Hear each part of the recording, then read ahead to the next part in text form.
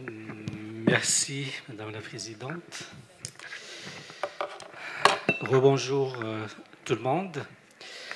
Alors, à mon tour de remercier l'Amaforcal de m'avoir donné l'opportunité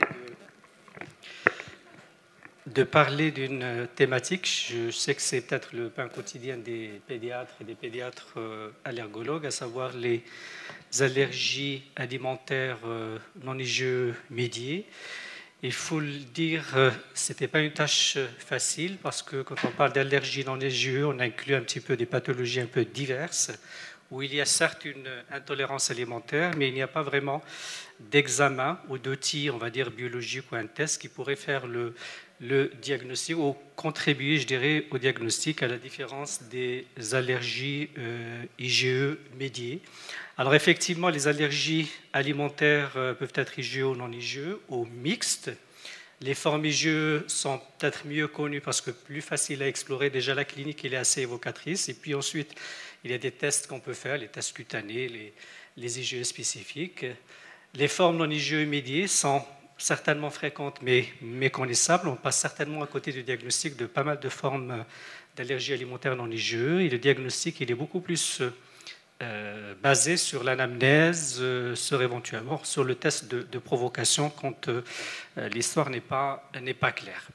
Alors vous connaissez tous maintenant cette, je dirais, cet arbre qui différencie un petit peu les différentes hypersensibilités aux aliments.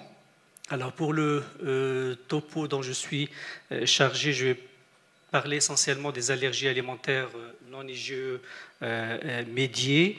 Alors certains classent aussi les allergies mixtes ou abordent les allergies mixtes dans cette thématique, mais vu un petit peu le temps et je dirais le grand nombre, je dirais, de ces pathologies non IgE, je vais me contenter uniquement des allergies non IgE médiées pures, et on va parler du CEPA, que la plupart des pédiatres, j'imagine, connaissent maintenant. On va parler aussi de la proctocolite induite par les protéines alimentaires, de l'entéropathie. On va aborder aussi, mais rapidement, la maladie cœliaque. Et puis, on va parler aussi des troubles fonctionnels et combien ces troubles fonctionnels seraient peut-être aussi associés ou liés aussi à des problèmes d'allergie alimentaire. En tout cas, on va y revenir. Je ne vais pas aborder la pathologie cutanée non IgE pour ce topo. Alors, les troubles gastro-intestinaux non IgE médieux donc, sont caractérisés finalement par des symptômes subaigus ou chroniques. On va y revenir et inclut classiquement, donc, comme je viens de le rappeler, le syndrome d'entérocolite induit par les protéines alimentaires, le SAIPA, la proctocolite, l'entéropathie, maladie cœliaque qui même certains incluent le côlon irritable. Et puis on va parler du lien entre les troubles fonctionnels et les allergies alimentaires. Alors tout le monde connaît le SAIPA pour les pédiatres? Bon, je vais être rapide pour certaines thématiques. Comme ça, je m'attarderai sur les soi-disant nouveautés ou les pathologies qu'on connaît un peu moins. Alors, l'entérocolite induite par les protéines alimentaires, donc le chef de file finalement des hypersensibilités digestives non IgE médiées. Première observation en 1940, puis progressivement la littérature s'est enrichie par les cas cliniques. Vous voyez que la première observation française n'est pas trop lointaine, donc on connaissait à peine ce syndrome. Alors, pour la prévalence, ce n'est pas bien identifié. Et là, dans ce travail je dirais israélien, il y a le SEIPA au lait de vache représenté quand même 0,34% dans une cohorte de 13 000 nourrissons, comparé à l'allergie IgE médiée qui est de 0,5%. Donc vous voyez quand même que le SEIPA est relativement moins fréquent que les allergies non IgE. Alors la physiopathe n'est pas bien cernée là aussi. Bon, je vois que les immunologistes ne sont pas avec nous, mais en tout cas, le mécanisme n'est pas humoral, il est plutôt cellulaire. Il y aurait l'intervention donc de polynucléaires aussi, de mastocytes, en plus des lymphocytes T. Il y aura le rôle aussi de TNF-alpha, la baisse de l'activité de TGF-bêta-1, dont on parle aussi assez souvent. Et puis le lien entre les perturbations immunitaires et les symptômes cliniques reste aussi mal connu. Et seule la sérotonine actuellement a été clairement mise en cause, notamment pour les vomissements. Alors, l'âge moyen de début de SAIPA, c'est entre 2 et 7 mois. Il est relativement plus précoce en cas d'allergie au PLV, donc c'est logique par rapport aux autres aliments solides. L'âge médian de survenue de la première réaction de SAIPA, il est relativement plus précoce, donc 20 jours pour le lait de vache, 195 jours pour les autres allergènes. Alors, il y a la forme chronique de SAIPA où vous avez un bruit de fond qui est fait quand même de diarrhée persistante, récidivante, avec un retentissement éventuellement nutritionnel. Et puis, quand l'enfant fait des arrêts, puis reprend l'aliment responsable, il fait les poussées aiguës, donc le SAIPA aigu qui est assez spectaculaire avec les vomissements en jet qui surviennent dans 2 à 4 heures après l'ingestion de l'aliment, qui sont répétitifs, et puis après peut survenir une diarrhée sanglante dans les 10 heures après l'ingestion de l'aliment. Tout ça va amener à une léthargie, pâleur, hypothermie, déshydratation, état de choc. On a aussi décrit des perturbations biologiques au cours des poussées, notamment aiguës, de SAIPA, avec une augmentation des PNL, l'acidose, la thrombocytose, la méthhémoglobinémie. Et puis pour la forme chronique, vous avez cette hypoalbuminémie, anémie, comme dans tous les syndromes, je dirais, de malabsorption. Alors, il n'y a pas d'imagerie spécifique pour le SAIPA, et quand on faisait des fibroscopies pour ces malades, on constatait une muqueuse friable, des ulcérations rectales, une atrophie villositaire sur la biopsie, parfois des abcès cryptiques, une augmentation des cellules inflammatoires, donc on n'avait pas vraiment de signes spécifiques, mais en tout cas pour le diagnostic, on n'a pas besoin de biopsie ou d'études histologiques. Le diagnostic positif, il est en effet basé sur l'histoire clinique, comme quoi il faut être très attentif aux dires des parents. Les antécédents d'atopie, quand ils sont là, ils confortent le diagnostic. La même chose pour les antécédents de SAIPA.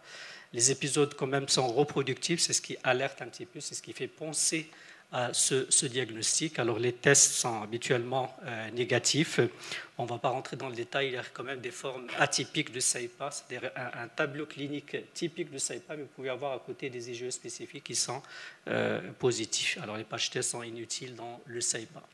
Alors les symptômes s'améliorent en principe sous régime d'éviction, et là justement quand on met le doigt sur l'aliment responsable, on peut l'éliminer et faire la preuve justement de l'imputabilité de cet allergène, mais sinon on peut, dans les formes un petit peu confuses, on peut procéder par une approche descendante, donc éliminer les allergènes les plus incriminés, puis réintroduire un par un, ou à l'inverse, une approche plutôt ascendante en fonction un petit peu de la sévérité des symptômes. Mais sinon, le gold standard pour le diagnostic, c'est bien sûr le TPO, donc nécessaire en cas d'aliments non identifiés, quand il n'y a pas de guérison parce qu'on a évité peut-être pas le bon aliment, enfin l'aliment responsable, et donc ça reste l'étalon or finalement pour confirmer le diagnostic et par la suite pour évaluer l'acquisition de la tolérance. Alors les critères de positivité, c'est les symptômes digestifs dans un délai de 2 à 4 heures, donc suite à la réintroduction. On va parler rapidement de TPO et puis l'augmentation éventuellement des neutrophiles qui a été rapportée pour certains cas, donc au début de test, puis on va dire 6 heures après le début de TPO. Donc vous avez une augmentation de 2 mois 3500 de neutrophiles. Ça peut aussi conforter le diagnostic de SAIPA. Alors vous avez finalement pour retenir le diagnostic, les critères diagnostiques de SAIPA, il faut au moins le critère majeur. Il y a un seul critère majeur et puis au moins 3 critères mineurs. Donc vous avez les vomissements essentiellement et puis vous avez les critères qui surviennent en 2 à 4 heures après l'ingestion de l'aliment. Et chose importante, il n'y a pas de signes cutanés, il n'y a pas de signes respiratoires. On n'a que des signes digestifs bien sûr dans le SAIPA. Et puis les critères mineurs, donc plus de des épisodes de vomissements répétés après la prise de l'aliment suspect, la léthargie, la pâleur, la consultation, la nécessité d'une perfusion suite justement à cette poussée aiguë, l'hypotension, l'hypothermie, puis la diarrhée qui peut survenir entre 5 et 10 heures après l'ingestion de l'aliment, enfin après le début du test. Et puis pour le SAIPA chronique, c'est la résolution des symptômes en quelques jours de régime d'exclusion, la réapparition des cellules lors de la réintroduction, avec un tableau aigu bien sûr, vomissement en 4 heures et diarrhée dans les 5-10 heures. Donc, quand on fait le test, finalement, le TPO, on exige là aussi un critère majeur et au moins 2 critères mineurs pour retenir le diagnostic et la responsabilité, je dirais, de l'allergène.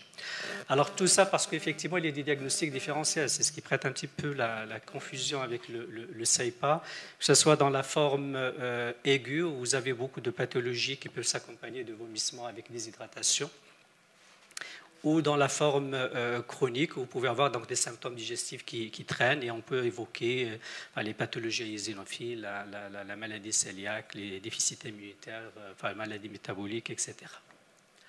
Alors les aliments en cause sont rarement décrits chez les nourrissons, bien sûr, exclusivement allaités au sein. Donc là, c'est plutôt l'allergie via le lait maternel.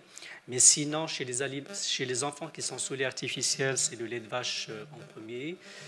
Ensuite, le soja, le riz, qui sont les allergènes les plus incriminés. Parfois aussi, vous avez les céréales chez l'enfant, bien sûr, qui est déjà diversifié, ou autres aliments solides. Mais finalement, tous les aliments peuvent être à l'origine d'une SAIPA.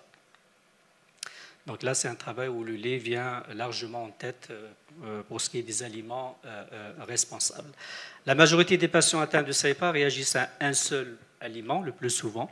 Les patients atteints de SAIPA au lait de vache ou au soja peuvent réagir par la suite au solide. Et puis la majorité des enfants qui ont des SAIPA au solide réagissent en général à plusieurs aliments. Alors la prise en charge consiste bien sûr à éliminer l'allergène en cause. L'allaitement maternel peut être poursuivi à moins que l'ingestion maternelle d'allergènes non identifiés ne déclenche une réaction allergique. Donc on peut faire des régimes d'éviction bien sûr chez la maman. Un hydrolysat de PLV est généralement bien toléré, mais vous avez quand même 20% des patients qui ne vont même pas tolérer l'hydrolysat. On va être obligé de switcher vers une solution d'acide aminé. Et puis l'implication, bien sûr, de la diététicienne, ça c'est valable pour tous les problèmes d'allergie pour éviter un petit peu le retentissement des régimes d'éviction. Bien sûr, pour la forme aiguë, le risque c'est le choc hypovolimique ou au moins la déshydratation. Il va falloir réhydrater rapidement l'enfant. On fait parfois appel aussi à la corticothérapie et éventuellement à l'ondansetron pour son effet anti-émétique.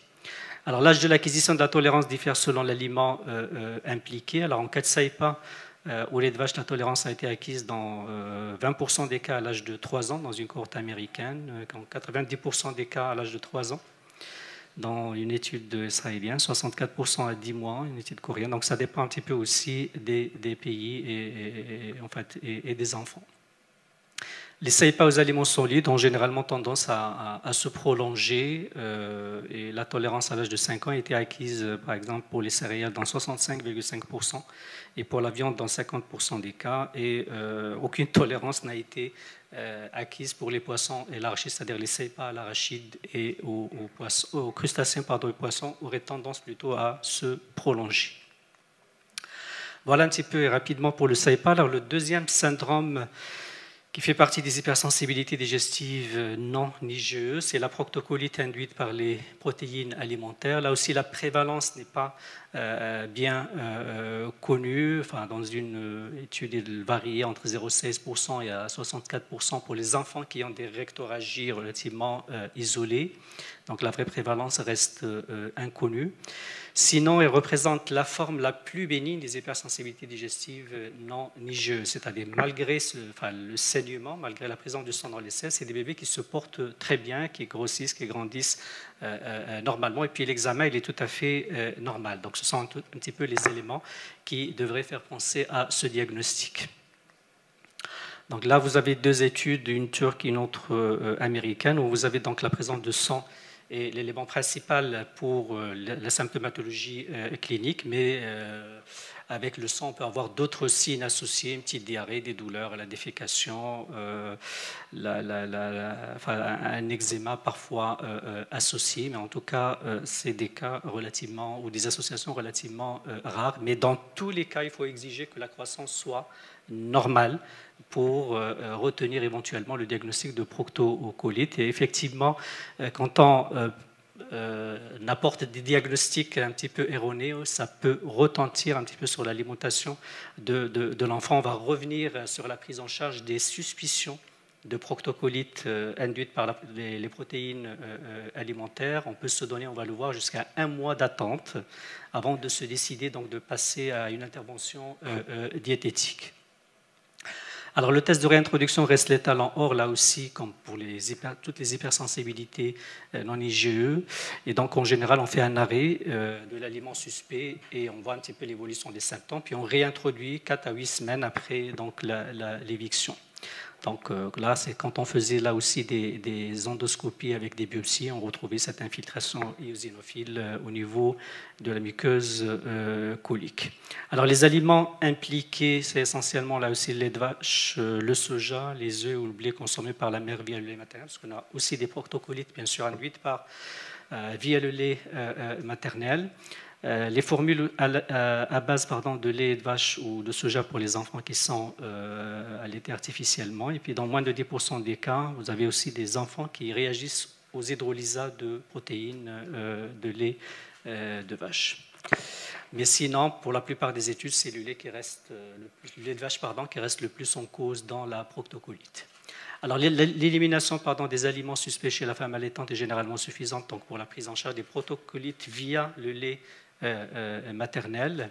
L'identification d'allergènes n'est pas toujours évidente et une formule lactée hydrolysée à base d'acide aminé pourrait être nécessaire si le nourrisson a bien sûr été sous lait artificiel ou si les rectorragies s'aggravent. Il y a aussi la possibilité de réactions croisées, d'autant plus que la proctocolite est apparue précocement chez le nourrisson.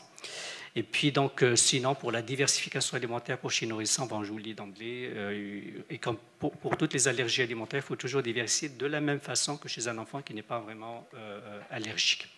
Voilà un petit peu ce qui est nouveau depuis 2018 pour ce qui est de la prise en charge de ces proctocolites induites par les protéines alimentaires.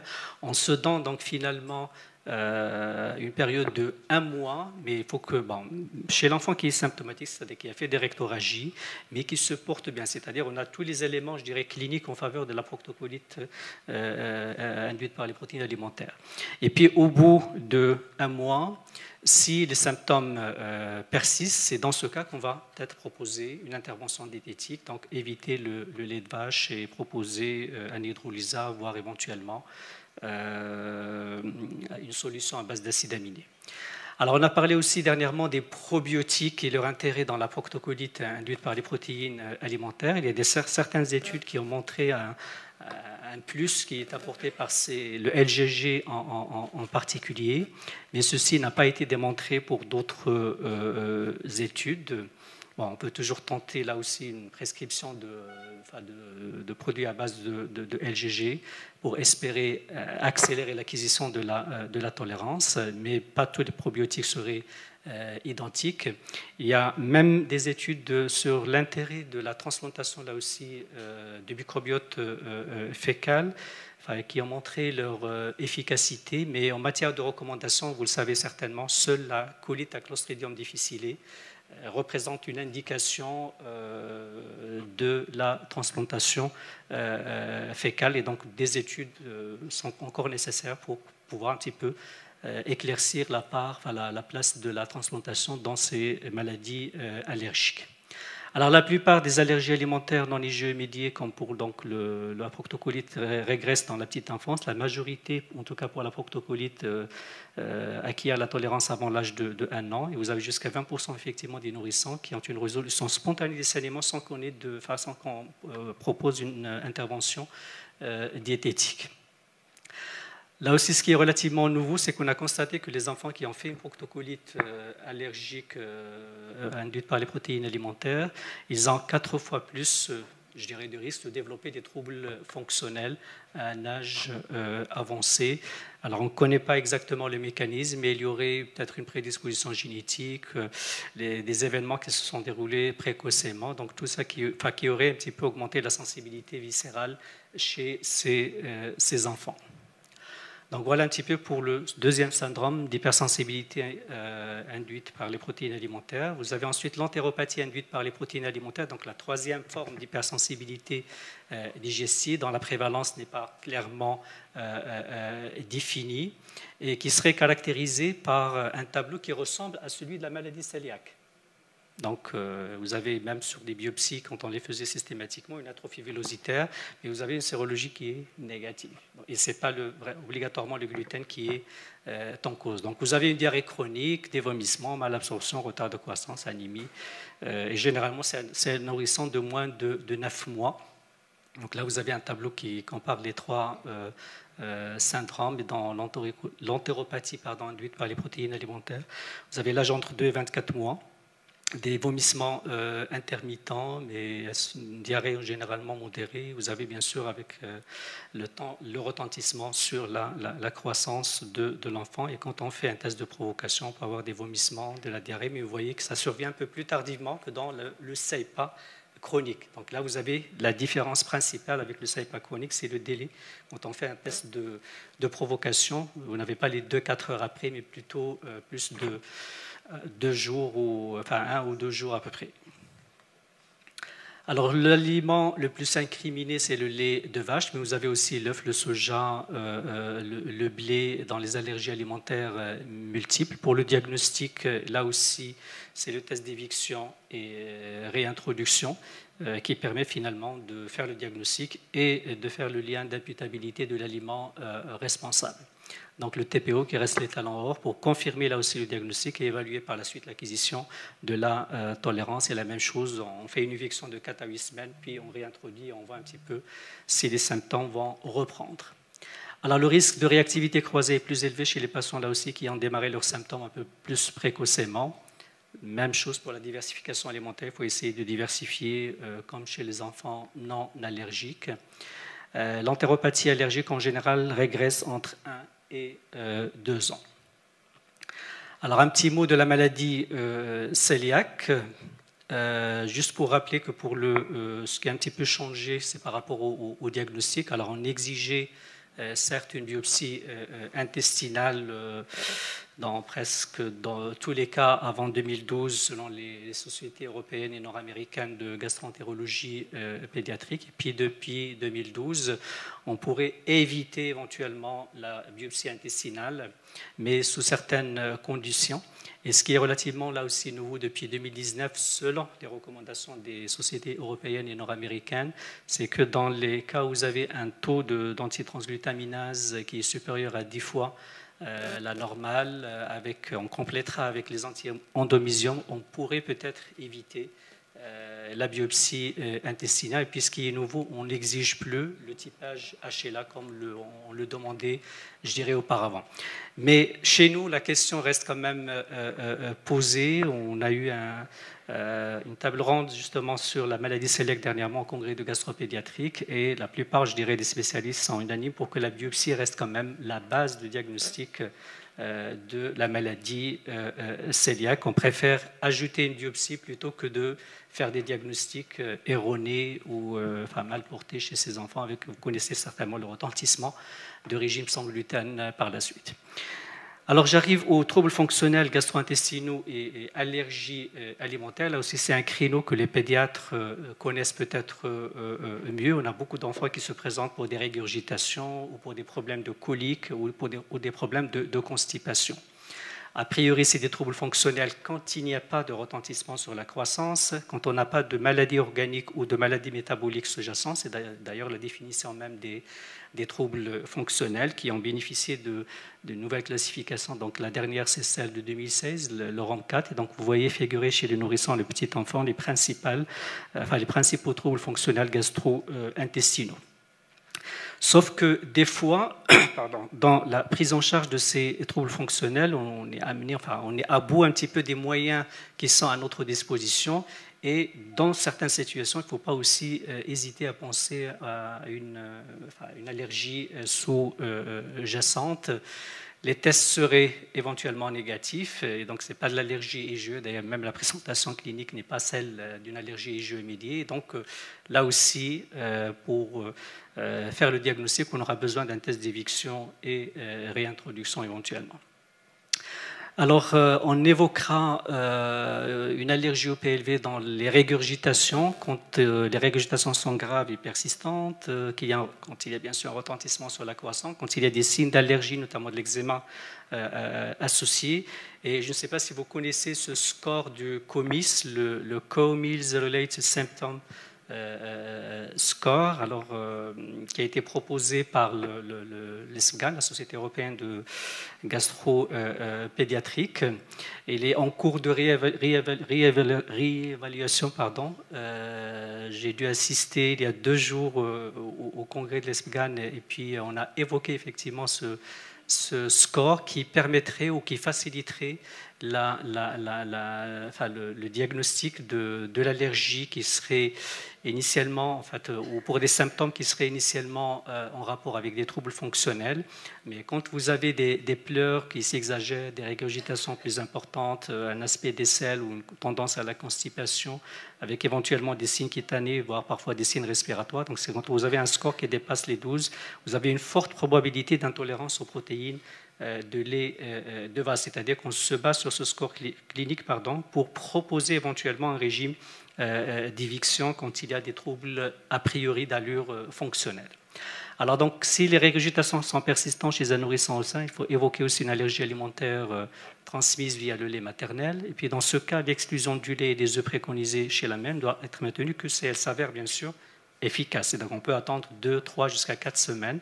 Si l'enfant s'améliore, tant mieux. Sinon, il faut reprendre une alimentation normale chez la maman. Et donc vous avez un petit peu la nouveauté par rapport aux sociétés européennes, les guidelines des sociétés européennes nord-américaines depuis 2018, c'est ce test de 2 à 4 semaines d'anhydrolyse à poussée de lait de vache, voire éventuellement d'une solution d'acides aminés chez les nourrissons qui ont soi-disant des régurgitations, mais qu'on n'arrive pas à traiter ou qui commencent quand même à inquiéter. Un petit mot aussi des coliques du nourrisson. Enfin, les pédiatres connaissent aussi la question. Donc, on retient actuellement comme définition les nourrissons, chez des nourrissons de moins de 5 mois, la récurrence de périodes prolongées de pleurs avec agitation, irritabilité, sans cause, là aussi évidente, avec un développement a priori normal.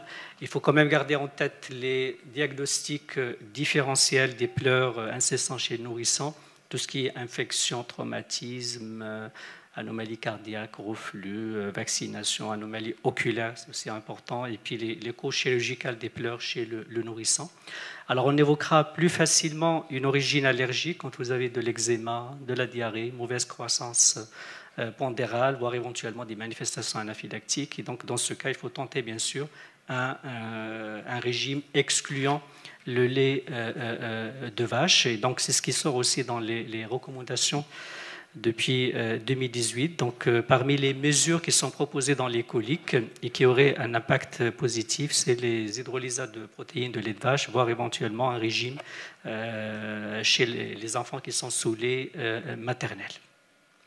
Donc, c'est juste une reprise de ce que je viens de dire. Et en général, quand on est efficace, les coliques devraient régresser au bout de 48 heures, enfin régresser ou s'améliorer au moins, pardon.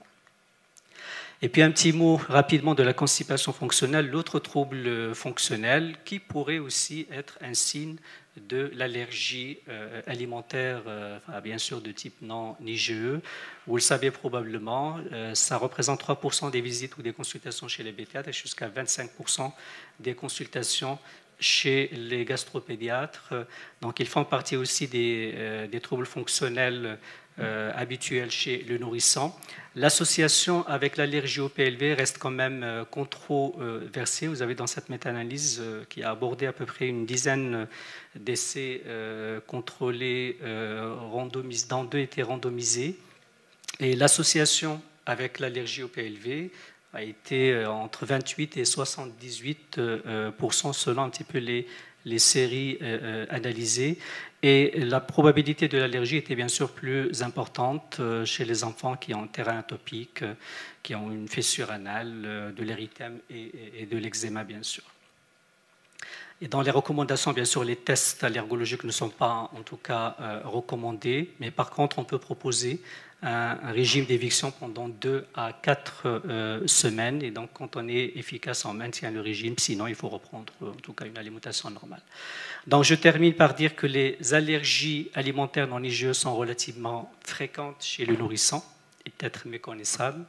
Elles sont probablement donc sous-diagnostiquées et certainement d'autres études sont nécessaires pour une meilleure compréhension, mais surtout pour proposer peut-être des tests diagnostiques et de nouvelles modalités thérapeutiques. Désolé si j'étais lent. Permettez-moi juste cette dernière citation. Assurez-vous que vous avez fini de parler avant que votre auditoire n'ait fini d'écouter. Merci.